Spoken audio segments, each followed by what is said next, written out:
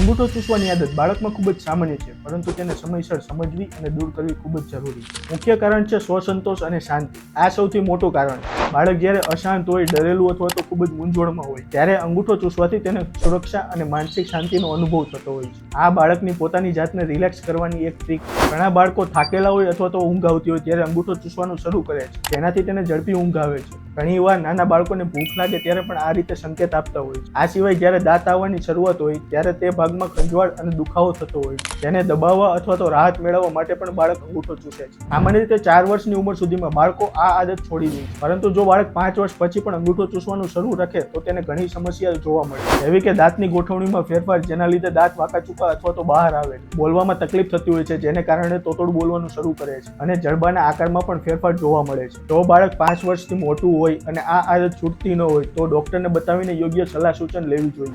અને આવી જ અલગ અલગ જાણકારી માટે અમારા પેજને ફોલો કરીએ.